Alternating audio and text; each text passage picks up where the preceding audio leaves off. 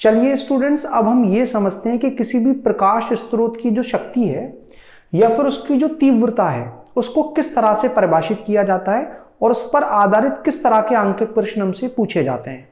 तो देखिए, किसी भी प्रकाश स्रोत की जो शक्ति है वो दो चीजों के अनुपात से मिलती है कि उस प्रकाश स्रोत ने कितनी ऊर्जा का उत्सर्जन किया और उस ऊर्जा के उत्सर्जन में समय कितना लिया गया। उन दोनों के अनुपात से आपको यह मिल जाएगा कि उस स्रोत की शक्ति क्या है। क्योंकि शक्ति ऊर्जा और समय के अनुपात से मिल रही है तो उसका जो मात्रक है वो भी ऊर्जा के मात्रक जूल और समय के मात्रक सेकंड, इन दोनों के अनुपात से मिलेगा। तो उसका मात्रक आ जाएगा जूल प्रति सेकंड।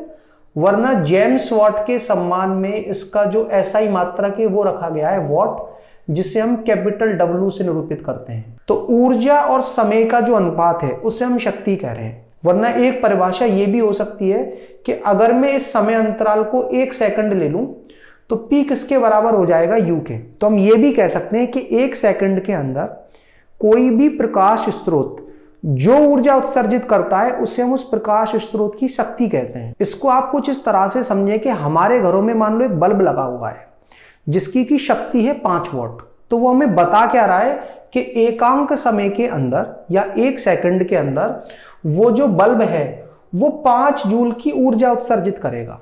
अगर कोई हमारे पास बल्ब है 20 वॉट का तो वो जो बल्ब है वो 1 सेकंड के अंदर 20 जूल की ऊर्जा उत्सर्जित करेगा। और जितनी ज्यादा वो ऊर्जा उत्सर्जित करेगा एकांक समय में, चमक उतनी ज्यादा होगी उस कमरे के अंदर। लेकिन यहां पर हम प्रकाश स्रोत की जो शक्ति है उसे फोटोन के रूप में परिभाषित करना चाहते हैं।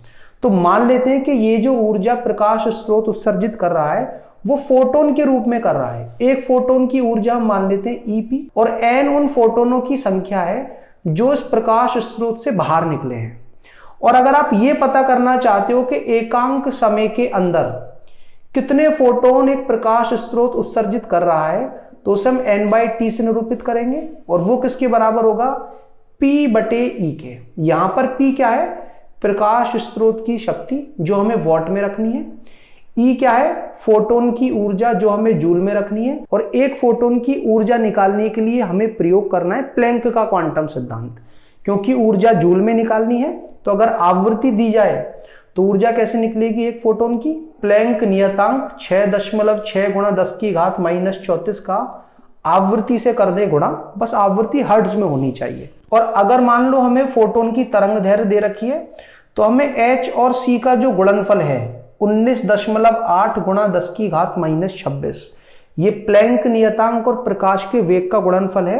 उसको आप तरंग दैर्घ्य से कर दो विभाजित, बस तरंग दैर्घ्य होनी चाहिए हमारी मीटर में। फोटोन की ऊर्जा निकल कर आ जाएगी जूल में। और दोनों चीजें जैसी आपको पता लगी, दोनों के अनुपात से पता लगेगा 1 सेकंड के अंदर उस प्रकाश स्रोत ने कितने फोटोनों को उत्सर्जित किया है। अब चलिए ये समझते हैं कि प्रकाश स्रोत की जो तीव्रता है उसको किस तरह से परिभाषित किया जाता है। तो तीव्रता अनुपात होती है दो चीजों का, जिनमें से पहली तो है प्रकाश स्रोत की शक्ति और दूसरी चीज है वो क्षेत्रफल जिससे उस शक्ति का उत्सर्जन हो रहा है। इन दोनों के अनुपात से आपको क्या मिल जाएगा, उस प्रकाश स्रोत की तीव्रता। बात करें इसके मात्रक की तो प्रकाश स्रोत की शक्ति का मात्रक होता है वॉट और क्षेत्रफल का होता है मीटर स्क्वायर। तो इसका मात्रक आ जाएगा वॉट प्रति मीटर स्क्वायर, वरना इसका ऐसा ही मात्रक होता है कैंडेला। बात करें तीव्रता के विमेय सूत्र की तो ये शक्ति के विमेय सूत्र और क्षेत्रफल के विमेय सूत्र के अनुपात से मिलेगा। शक्ति का विमेय सूत्र होता है mL/T-3 और बटे में क्षेत्रफल का होता है L2 से L2 कट जाएगा तो इसका जो विमीय सूत्र है वो आ जाएगा MT-3। और ये जो किसी भी प्रकाश स्रोत की तीव्रता है वो एक अदिश राशि होती है, क्योंकि शक्ति हो या क्षेत्रफल दोनों ही अदिश राशियां हैं।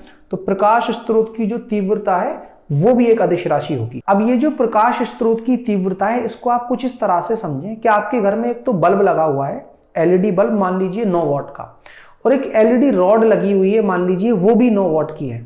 अब आपको ये पता करना है कि इन दोनों में से किसकी जो तीव्रता है वो ज्यादा होगी। तो यहां पर आप ये देखोगे कि बल्ब का जो क्षेत्रफल है जिससे उस शक्ति का उत्सर्जन हो रहा है वो कम है उस रॉड की तुलना में। तो यहां पर इस बल्ब की जो तीव्रता होगी वो ज्यादा होगी। मतलब अगर हम उस बल्ब को देखें या फिर उस रॉड को देखें तो हमारी आंखों में चुभन कहां पर ज्यादा होगी, हमारी आंखों में चुभन ज्यादा होगी बल्ब को देखने पर। कि बल्ब के द्वारा उस शक्ति का जो उत्सर्जन है वो बहुत छोटे क्षेत्रफल से हो रहा है, तो उसकी तीव्रता ज्यादा है। अब अगर हम बात करें कि फोटोन पिक्चर में या फोटोन के आधार पर इस तीव्रता को किस तरह से परिभाषित किया जाए, तो उसको हम निरूपित करते हैं कैपिटल आई से। और ये जो शक्ति है वो ऊर्जा और समय के अनुपात से मिलती है हमें, कि कितनी ऊर्जा और कितने समय में वो प्रकाश स्रोत उत्सर्जित कर रहा है। और एक और चीज आ जाती है तीव्रता में, यहां पर क्षेत्रफल भी होता है जिससे उस ऊर्जा का उत्सर्जन हो रहा होता है।